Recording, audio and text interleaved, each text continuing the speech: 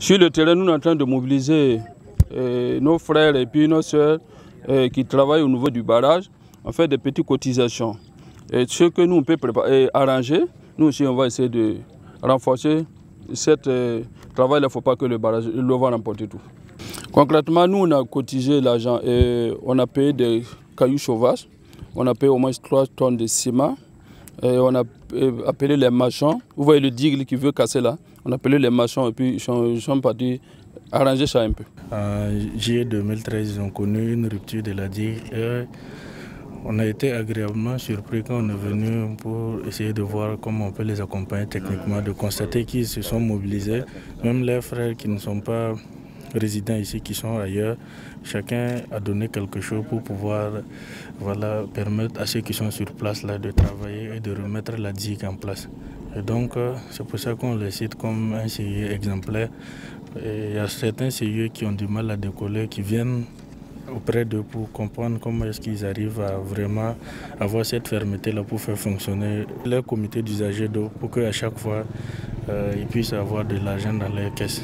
Et donc, vraiment, nous les félicitons pour ce qu'ils font. Si on pouvait réaliser des ouvrages comme ça et être sûr que les usagers eux-mêmes ont pris possession de la chose et qu'ils se donnent vraiment les moyens de l'entretenir. On n'allait plus parler de réhabilitation, mais on allait penser à aller réaliser de nouveaux ouvrages à d'autres endroits.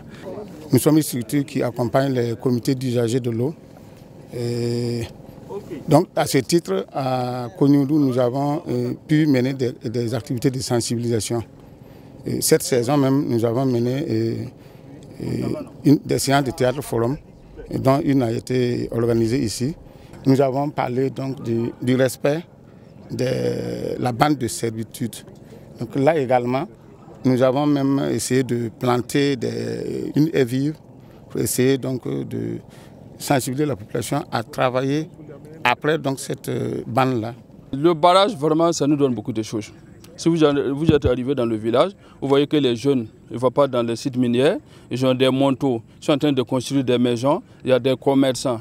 Vraiment, le barrage nous apporte beaucoup de choses. Autour de ce barrage, bon, il y a des tangelots, nous on fait ici, il y a des choux, il y a des géants, il y a des salades, bon, il y a des manguiers. Partout, au moins, on a plus de 12 000 personnes qui travaillent dans cette barrage. Ce n'est pas seulement que le village de Kerma. Il y a des gens qui quittent dans les différents villages et puis ils viennent travailler dans le village de Kerma.